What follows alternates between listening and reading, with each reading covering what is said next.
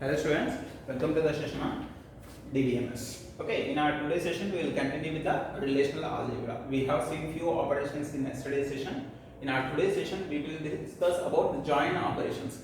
See ma, join operations. You people may observe this on the screen. If it is not, just I will write it here.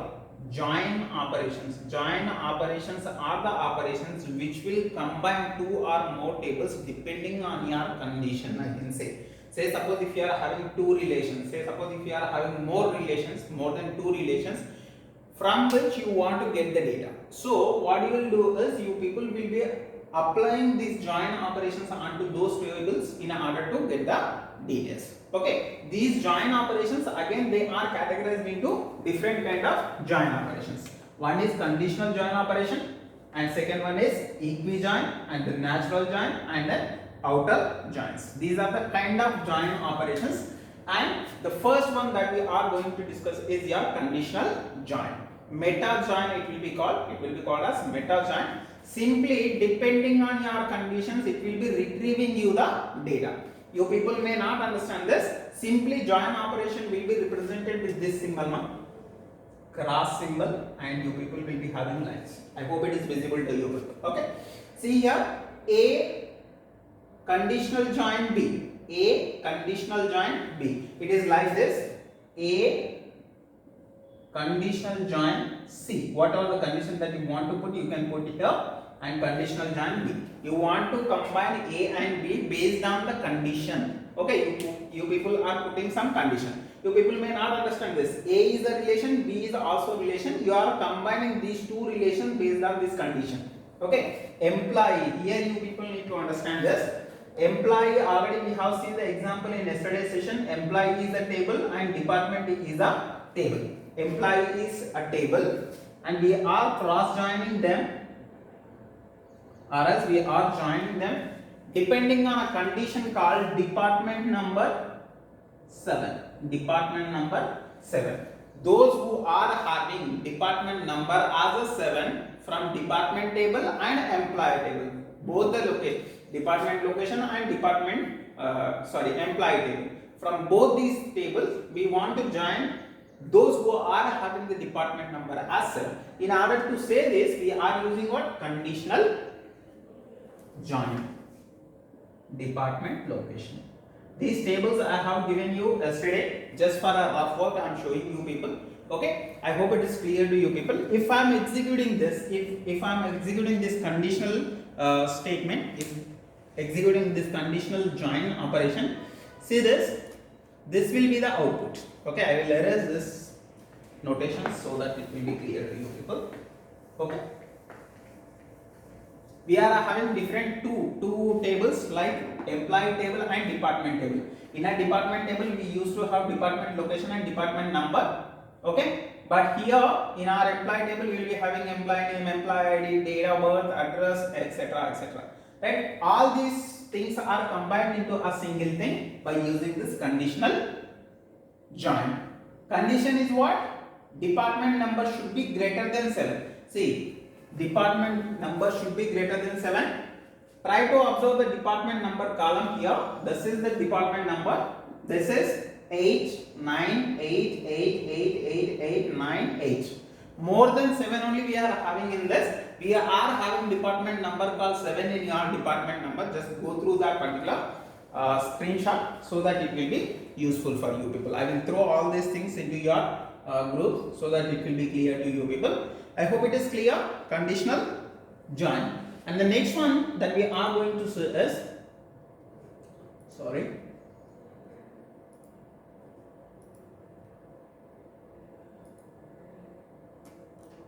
conditional join. After the conditional join we are having equi-join. See ma, in an equi-join what we are going to do is, I hope it is visible to you people. If it is not, I will write it here. Simply we are combining two tables where we are having department name and department number and manager ID, department location. Equi-join means when they are having equal number of information, then it will be giving us the data. If it is not, it won't return anything. We will be putting the condition. Say suppose relation 1 and join operation. In an equi-join we will mention only column number. department number and relation 2. Relation 1, relation 2. In a relation 1, in a first table department number will be taken and a second table department number will be taken. If both are matching, then only it will return this relation. If it is not, it won't return. That is the reason we are calling that as equijoin. Okay. And after this we are having natural join. In a natural join, this is a default join operation condition is specified as a natural join equivalent to Cartesian product. Cartesian product we have seen already. If we are having 1a, 1b, 2b, then we will be having 1a, 1b and 2a, 2b. Everything will be Cartesian product and it will be returned into your output. That is what the natural join is. Okay, I hope it is clear. And then we are having outer joins. Outer joins, you see, what are the things that we have discussed till now? We have worked within that particular table. But here, outer joins will be working onto those particular tables that we are going to consider. Left join, we will be having different kind of outer joins over here. So this outer joins are the special variant of join operation dependent on the null values. It will be returning as the null values. In the previous cases, we do not have any null values in the output session. But in this case, we may have that when we are going for the outer joins. In these outer joins, we will be having different kind of outer joins: left outer join, right outer join, and full outer join. Okay, we will see what are the joins that we will be having. See this. Select D1, P1 from department and project where department number, department project number and project number should be equal. When they are equal, then it will be returning as the values. If it is not, it won't return. See here in the department we are having project numbers as 11, 22 and 33. But in a project we will be having only 44, 11 and 22.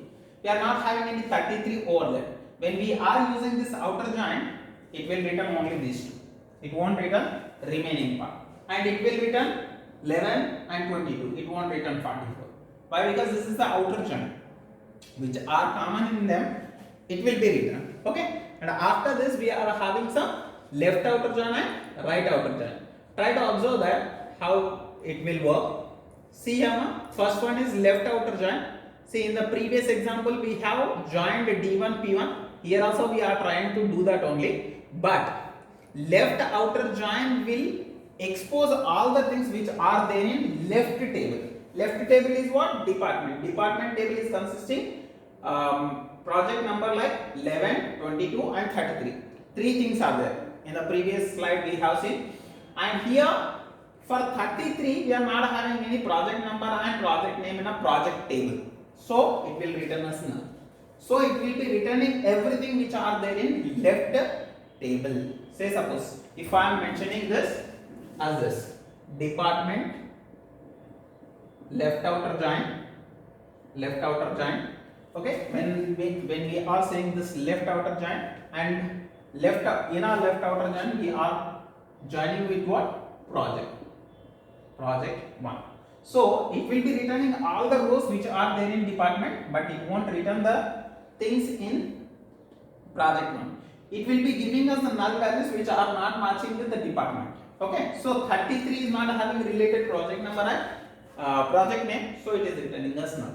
In the same way, right outer join will be there. For that, the right side values will be given to you people, but left side values will be given with the null data. See here, in a project table we used to have project number 44 and name as D, but it is not having the related information in your department, so it will be returned with null. So this is the right join. Why? Because we are writing it at the outer join. After outer join we are putting the project number now. So right side whatever the records are there, all the records will be shown to you people, and which is not having related records in the left side table, then that will be returned with the null.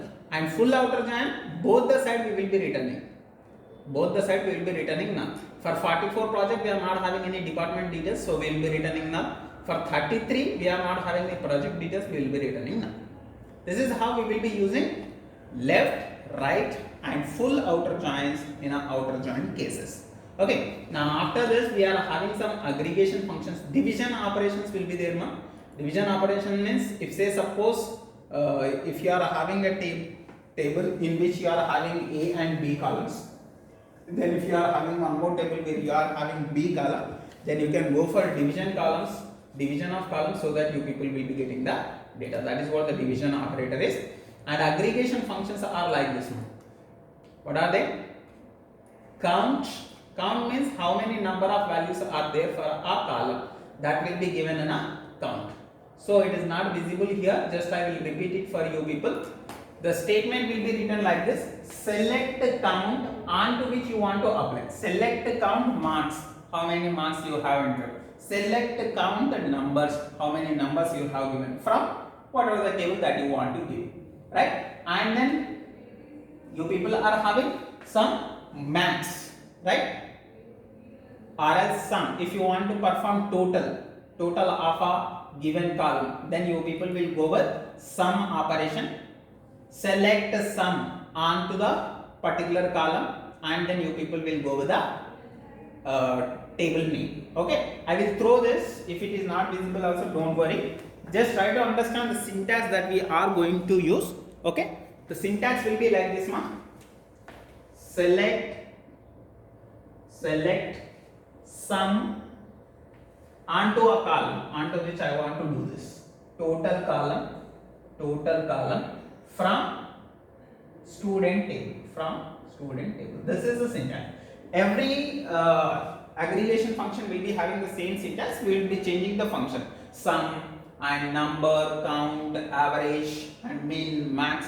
All these are the functions. See, simply I can say average will find us the average of numbers, and sum will find the total, and max will find the maximum number present in that particular column, and minimum will give us the minimum number present in that particular column. This is the way where we will be having aggregation functions in our SQL. And after this, we used to have a grouping functions, right? In a grouping operations, what we do is, if say suppose if I want to combine more number of records into a single piece, say suppose if there is a column called designation. In a designation, if I are having sales executive officer as an employee, right? So there will be number of sales executive officers in an office. So I want to combine them into single piece. Then we will be using this grouping operations. These are the different kind of operations available in your relational algebra. That's it for now. I hope it is clear. The notes is not clear, I will throw in your group. Just by observing that, just listen to this video so that it will be clear. Okay, that's it for now. See you in the next one. Thank you.